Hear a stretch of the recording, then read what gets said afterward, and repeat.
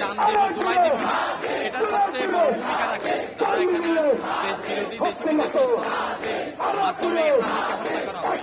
তার প্রেক্ষিতে এখনো পর্যন্ত আমরা কিন্তু হাদি হত্যাকারী যারা আছে তাদেরকে এখনো তারা দেখছি ধরা ছোঁয়ার বাইরে, কিন্তু তাদের অবস্থান সম্পর্কে আমরা জানি না। আমরা শুধু হাদি না, গণ অভ্যুত্থানে জুলাইয়ে যে আমাদের প্রায় 2000 অধিক শহীদ বলে থাকি, তাদের কোনো সুষ্ঠু ন্যায় বিচার আমরা দেখি নাই। এমনকি হাসিনা যে বিচারের রায় হলো, আমরা এই রায় কি আদৌ কার্যকর হবে কিনা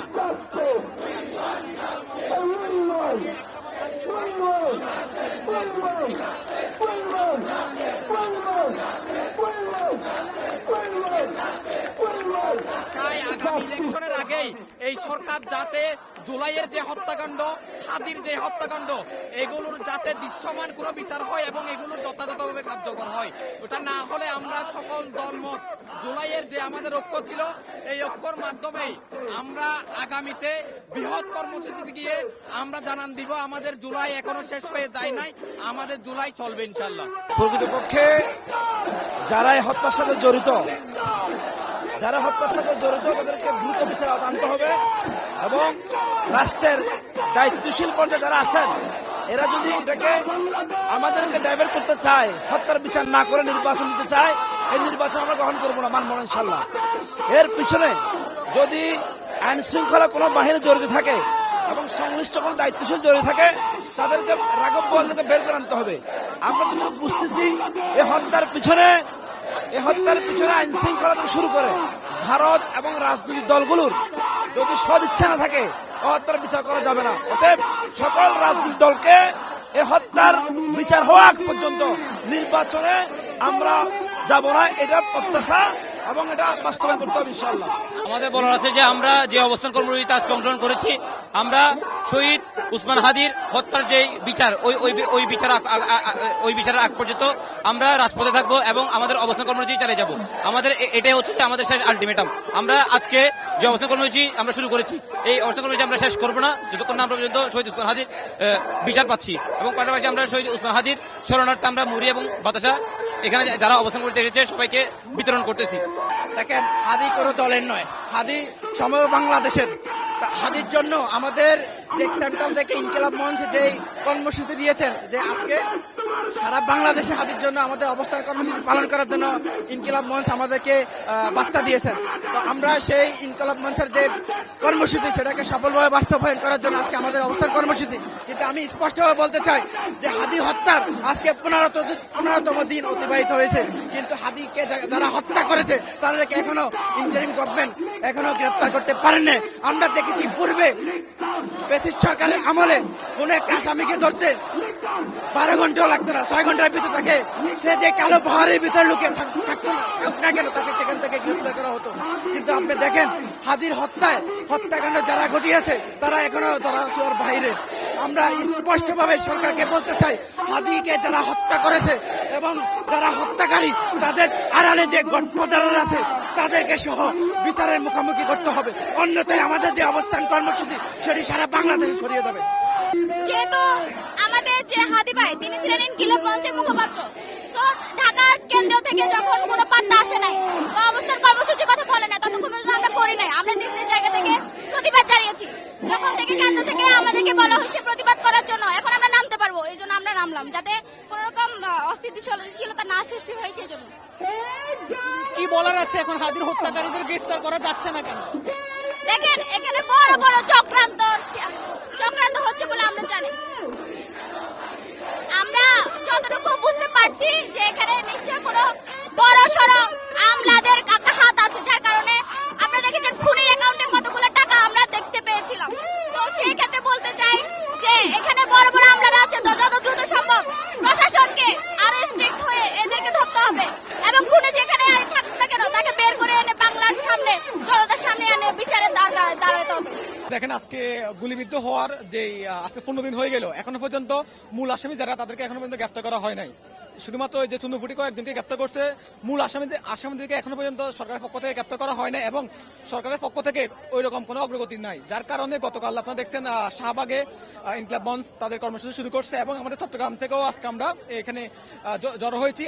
আমরা ততক্ষণ পর্যন্ত এখানে অবস্থান কর্মসূচি চালিয়ে যাব যতক্ষণ না পর্যন্ত আমরা সরকারের পক্ষ থেকে সুষ্ঠু কোনো আশ্বাস না পাবো এবং আমার ভাইয়ের যে বিচারের যে অগ্রগতি সেটা না দেখা পর্যন্ত আমরা এখানে অবস্থান করব। আপনারা দেখেন তারা গতকাল রাত থেকে শাহবাগ অবস্থান কর্মসূচি করতেছে এবং আমরা যদি মনে করি যে ওনাদের কাছে যদি আমাদের যে উপদেষ্টারা আছেন ওনারা গিয়ে যদি যথাযথ জবাব দিতে পারেন, সেটার পরিপ্রেক্ষিতে যদি আমাদের যারা ইনকিলাব মঞ্চের আছেন তারা যদি সেটাতে যদি খুশি হয় বা তাদের কাছে যদি যথাযথ মনে হয়, তারা যদি তাদের অবস্থান কর্মসূচি শেষ করে তারপর আমরা এখানে অবস্থান কর্মসূচি শেষ করবো। এবং আমরা আসলে পুরাটাই আশা হতো বলতে গেলে আজকে 13তম দিন, এখনো পর্যন্ত আমরা খুনিদের গ্রেপ্তার তো দূরের কথা, এখনো পুরাপুরি একদম চিহ্নিত করতে পারে না কারা খুন করেছে। আমরা দেখলাম যে রাষ্ট্র কর্তৃক কোনো খুনিকে কোনো চিহ্নিত করা হয় নাই। সোশ্যাল মিডিয়ার মাধ্যমে যাদেরকে আমরা চিহ্নিত করেছি তাদেরকে হচ্ছে রাষ্ট্র খুনি বলে চিহ্নিত করছে। রাষ্ট্রের পক্ষ থেকে এখনো স্পেসিফিক কারোর নাম বা কোনো ব্যক্তির ঠিকানা এখনো পর্যন্ত আমাদের কাছে জানানো হয় নাই এবং এসবের পরিপ্রেক্ষিতে আমরা আজকে মূলত এখানে অবস্থান কর্মসূচি করছি। এই বাতাসা মুড়িটা আমাদের ওসমান হাদির ভাইয়ের তৈরি একটা কালচার। আমরা রাজনৈতিক ইতিহাসে এবং এই কালচারাল রাজনীতির মধ্যে দেখছি যে কোটি টাকার প্রচার প্রচারণাতে খরচ করা হয়, কিন্তু হাদি ভাই সামান্যতম ব্যানার, ফেস্টুন আর বাতাসা মুড়ি দিয়ে তার প্রচারণাটা করতো। হাদি ভাইয়ের স্মৃতিটাকে টিকিয়ে রাখার জন্য আমাদের এই পরিকল্পনাটা বাস্তবায়ন করা। আর আমরা মনে করি এই ইন্টারিম আমাদের নির্দিষ্ট দেওয়া টাইম পর্যন্ত যদি আসলে খুনিদের ধরে আনতে না পারে, খুনিদের বিচারের সম্মুখীন করতে না পারে, তাহলে ইন্টারিম ব্যর্থ হয়ে নিজের দায় স্বীকার করে ইন্টারিম নিজের চেয়ার থেকে সরে যাওয়া উচিত খুব দ্রুত। খুনি আজকে প্রায় 13 দিন, প্রায় 3 সপ্তাহ হয়ে গেল যে এখনো পর্যন্ত খুনিকে গ্রেপ্তারের কোনো আশ্বাস আমরা স্বরাষ্ট্র সরকারের পক্ষ থেকে কোনোদিন কিছু দেখছি না। এটা আমাদের জন্য খুবই ব্যর্থতা। তো আমরা এই কর্মসূচি আমাদের যতক্ষণ পর্যন্ত উপদেষ্টা পরিষদ থেকে কেউ একজন এসে এই হত্যাকাণ্ডের পূর্ণ ঘটনা আমাদেরকে জানাবে না, ততদিন পর্যন্ত আমাদের কর্মসূচি চলমান থাকবে। এবং খুনি যদি ভারত বা যে কোনো বিশ্বের যে কোনো দেশে হোক, ওকে বাংলাদেশে গ্রেপ্তার করে এনে বিচার নিশ্চিত করতে হবে। তারপরে আমরা আমাদের এই কর্মসূচি অবস্থান থেকে আন্দোলন থেকে আমরা সরে আসবো, না হলে এর পর্যন্ত আমরা সরে আসবো না। বিপ্লবের যে অংশগ্রহণের পর যে রক্তাক্ত মাঠ পর্যায়ে যে রক্ত ঝরা, সেই রক্ত ঝরা আমরা রক্তটাকে ধারণ করে হচ্ছে যে আমাদের স্লোগানের যে ত্যাগ, ওই ত্যাগটা আমরা মাঠ পর্যায়ে ছড়াই আর কি। পাশাপাশি আজকের এই কর্মসূচি থেকে আমরা বলতে চাই, আমাদের যে 24-এ আমরা ছাত্র জনতার যে বিপ্লবের কথা বলছি, এটা পরিপূর্ণ বিপ্লবটা সমাপ্ত হয় নাই।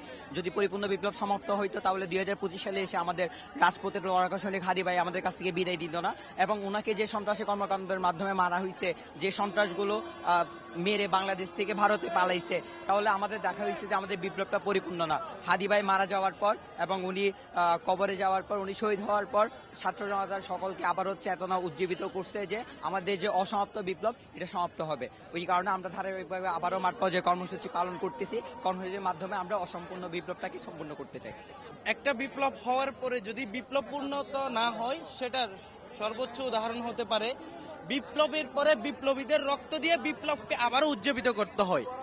এখন বিপ্লবটা পূর্ণ হয় নাই, সেটার পয়েন্ট হচ্ছে আমরা আমাদের ছাত্র জনতার রক্ত দিয়ে, যাদের রক্তের মাধ্যমে যে ইন্টারমিডিয়েট সরকারকে আমরা বসাইছি, তারা নিজেরাই গাপটি মরে তাদের মধ্যে রয়ের এজেন্ট বসে আছে, ভারতীয় দালালরা বসে আছে।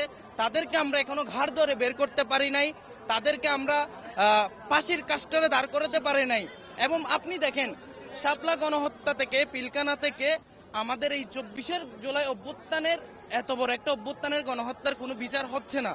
যদিও হাসিনাকে ফাঁসির রায় দিয়েছে, এটা বাংলার জনগণকে সান্ত্বনার জন্য, ছাত্র জনতাকে সান্ত্বনার জন্য। এটা হচ্ছে আপনার পূর্ণাঙ্গ বিপ্লবের সমাধান না, এটা আমাদেরকে সান্ত্বনা দিছে। সো আমরা একটাই কথা বলতে চাই, ইন্টারিম সরকার যে কতদিন আছে, এই দিনের মধ্যে আমার ভাই উসমান হাদির যদি হত্যার বিচার করে না যায়, তাহলে এই অভ্যন্তরীণ সরকারকেও আমরা হাসিনার মতো লাগাম টেনে নামায়ে ফেলবো এবং এই বাংলাদেশে কোনো নির্বাচন হবে না যতক্ষণ পর্যন্ত আমার ভাই উসমান হাদির বিচার হয় নাই। 15তম দিন চলতেছে।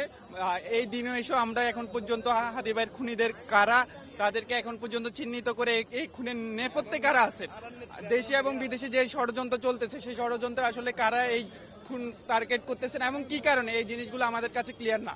আর এই সরকারের যে শুরু থেকে আসলে আমরা অভ্যুত্থানের পর আমরা এমন একটা সরকার প্রত্যাশা করছিলাম যে আমাদের যে সংস্কার করবে, আমাদের এক পূর্ণ নিরাপত্তা দিবে, জননিরাপত্তার যে আকাঙ্ক্ষা সেটা নিশ্চিত করবে, কিন্তু সেটা করতে তারা ব্যর্থ হয়েছে। সেই জায়গা থেকে অভ্যুত্থানের সম্মুখ সারির নেতাদেরকে আজকে খুন হতে হচ্ছে।